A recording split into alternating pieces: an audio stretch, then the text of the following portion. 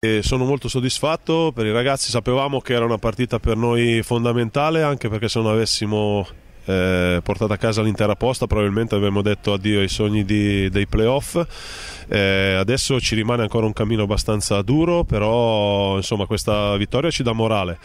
Volevo fare i complimenti anche alla Voltrese, perché è stata una squadra, una delle poche squadre che ho visto che nonostante tutto, nonostante fosse in svantaggio, ha cercato di giocare la palla tranquillamente, e a calcio soprattutto, e devo fare veramente i complimenti a Navone perché ha veramente una buona squadra. Quindi il calendario più difficile ritieni che ce l'abbia la Lorenzi a questo punto? Sì, noi adesso le ultime due partite abbiamo Bragno e Arenzano, che sono praticamente, adesso il Bragno non so cosa abbia fatto, però non ha giocato?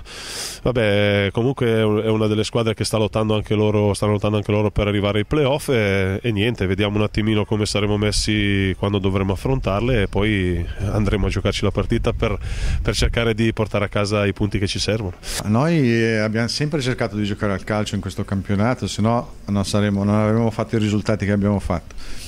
Oggi siamo incappati in una giornata anche storta sotto l'aspetto delle conclusioni, però c'è da dire che la Loanesi ha meritato di vincere assolutamente. Una squadra che è venuta qua, si è giocata la partita, ha giocato al calcio, noi abbiamo cercato di giocare. Tutte e due le squadre, nonostante il tempo inclemente, però diciamo che noi ci siamo mangiati 2 gol a porta vuota e loro li hanno fatti, questa è stata la differenza. Risultato giusto quindi? La Loanesi ha vinto la partita, ripeto, e ha meritato di vincerla. Se fossero andate in porta le occasioni che abbiamo avuto noi, forse girava in maniera diversa, però complimenti alla Loanesi che ha meritato di vincere. Senti, il calendario più difficile Biffi ritiene che ce l'abbia la Loanesi, perché le ultime due affronta il Bragno e l'Arenzano. Secondo te? Ma sì, sai, a questo punto il calendario fa la sua parte, però quando si va in campo poi si gioca e si deve fare risultato. Noi abbiamo un calendario che giochiamo contro delle squadre che lottano per non retrocedere, per cui non è semplice né il nostro né il loro. Ora poi ci sarà anche il Ventimiglia, ci sarà l'Arenzano, il Cogoleto, bisogna vedere cosa hanno fatto le altre squadre.